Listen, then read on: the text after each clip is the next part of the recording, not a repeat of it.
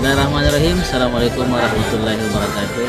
Perkenalkan, saya Akbar Hasman, CGP Angkatan ke-6 Kabupaten Jeneponto, UPT SMK Negeri 5 Jeneponto.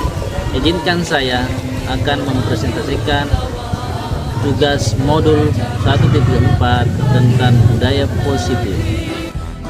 Selamat menyaksikan. Ya, dan salam sejahtera untuk kita semua. Puji dan rasa syukur kita panjatkan kepada Allah Subhanahu wa Ta'ala karena pada hari ini kita masih dipertemukan dalam ruangan ini dalam kegiatan penimbasan budaya positif. Kami mengucapkan rasa terima kasih yang sebanyak-banyaknya kepada Ibu Kepala UPT SMK Negeri 5 Jeneponto yang memberikan dukungan kepada kami calon guru penggerak dalam kegiatan ini. Dan sebelum kami melangkah, kami mohon kepada Ibu Kepala UPT untuk menyampaikan arahannya atas segala puja dan puji kehadirat Allah Subhanahu wa Ta'ala yang memberikan nikmat iman dan kesempatan sehingga rekan-rekan dan saya bisa berada di tempat yang mubarakah ini. Salam dan taslim atas junjungan kita Nabiullah Muhammad Sallallahu Alaihi Wasallam yang karena beliau kita berada di peradaban yang lebih modern.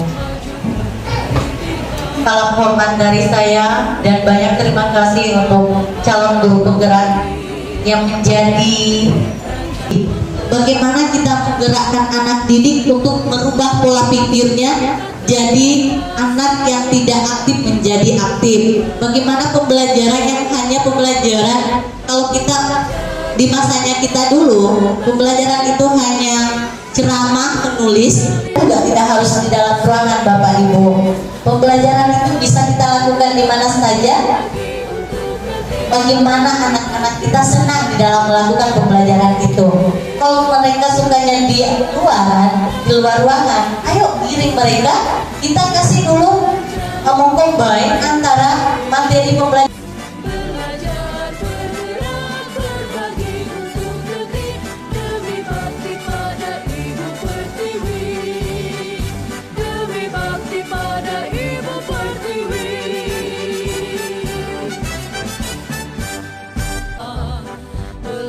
Bergerak berbagi untuk negeri, guru penggerak majukan pendidikan, guru penggerak menghamba pada murid, kreatif rancang pembelajaran. Kita boleh aplikasikan kepada anak-anak kita dan kita bisa dapatkan di CGP bahwa sebelum pembelajaran dimulai sebaiknya kita adakan SPK supaya anak-anak bisa pastinya. Dan ada banyak macam diberi hukuman itu wajar, tapi hukuman seperti apa dulu itu yang perlu kita pertegas. Hukuman seperti apa? Karena kalau kita pakai hukuman yang namanya hukum keras, pakai fisik, itu bukan hukuman, itu namanya penyiksaan. Itu sudah masuk kategori kekerasan. Menghukum itu bagaimana anak kita memberi hukuman yang mendidik. Hukuman yang mendidik seperti apa? Jikalau dia berada di pelanggaran apa, maka kita menyesuaikan hukumannya seperti apa juga. Saya kasih contoh dalam bahasa Inggris. Kalau umpamanya dia punya kesalahan di dalam umpamanya English Day ya, anak-anak di dalam kelas kita sudah buat perjanjian pembelajaran bahwa di saat Ibu Teri mengajar maka tidak ada yang namanya berbahasa Indonesia. Di salah satu itu ada yang melakukan kesalahan, maka Ibu Teri tidak harus mengatakan keluar, tidak boleh ikut pembelajaran saya.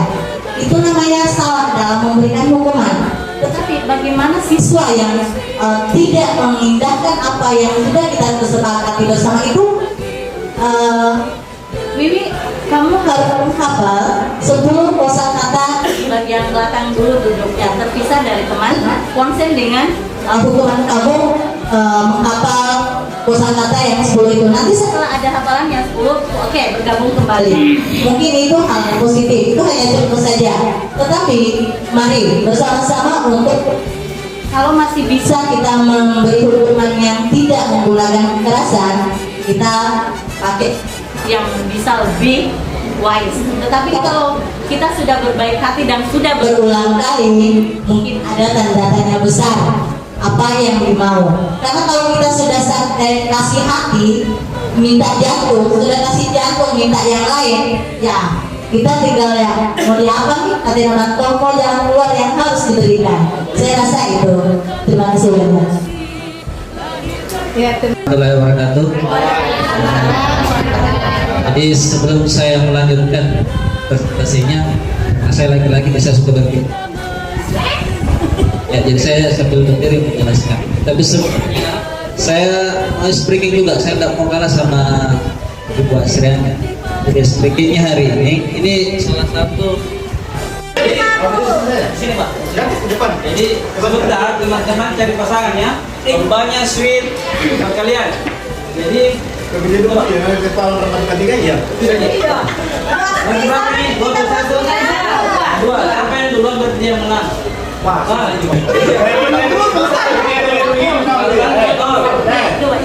Nah, ini kalau begini, nah. Kita tahu dulu. Ya, tahu. Ini berapa? Oke, pasang. Ayo cari pasangan dulu. Ayo. Tiga.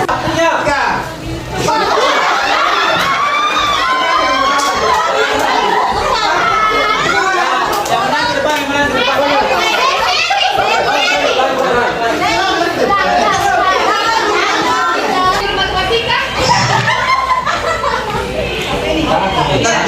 ke depan. Nol.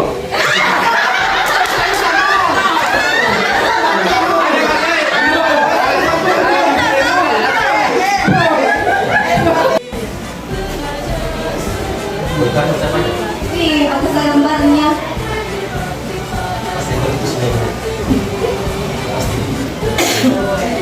Pasti awal lagi. Nomornya terus mengalir.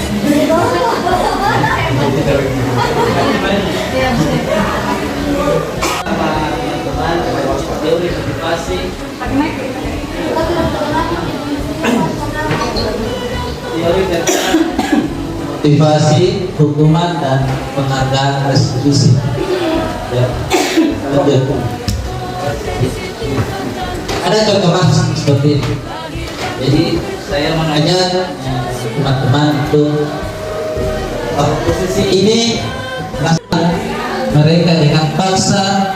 Jika Anda menghadapi situasi seperti Ibu Ambar, apa yang Anda akan lakukan?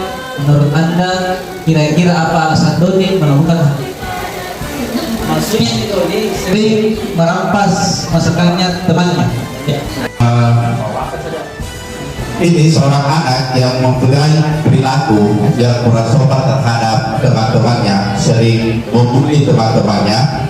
Maka anak seperti ini selaku guru ya, kalau di tingkat SMK, kalau di tingkat lanjutan atas atau sekolah menengah kejuruan ini, bahwa saya selaku guru di sini bahwa anak ini tidak bisa dimusuh dan tidak bisa diberikan hukuman yang dia tidak mampu terima. Maka bagaimana anak ini selaku guru kita menjadikan suatu teman, menjadikan satu sahabat untuk memberikan pemahaman di luar daripada pembelajaran teman-teman yang ada di kelas. Apakah kita ada keluar anak ini atau memberikan tugas tambahan untuk mendisiplinkan dirinya selaku peserta didik?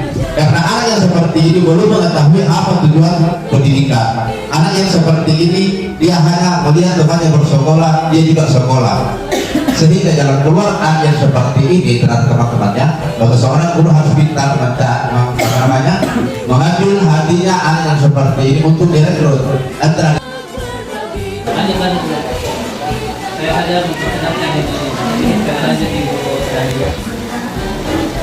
Teori motivasi perilaku manusia ada dua ya, ada motivasi eksternal dan motivasi internal.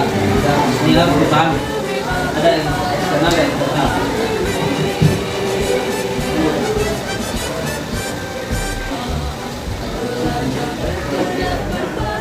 Apa yang akan terjadi apabila untuk mendapatkan imbalan dari orang lain, itu siapa yang saya dapatkan apabila melakukannya. Kemudian untuk internal untuk menghargai diri sendiri, jadi orang yang seperti apabila saya melakukannya. Kesimpulannya Pak Doni, bagaimana itu? Misalnya saya ini, ya tempat takdir, melihat seorang siswa membuang sampah sembarang tempat, apa yang Anda lakukan, Pak? Motivasi, jangan buang lagi. Jangan dihukum. Kapan dihukum? Jangan beritahu. Saya ini siswa, Kak. Iya. Buang sampah sembarangan. Iya. Nah, fokus sampai di ini. Berusaha. Iya. Itu yang dimaksud hukuman.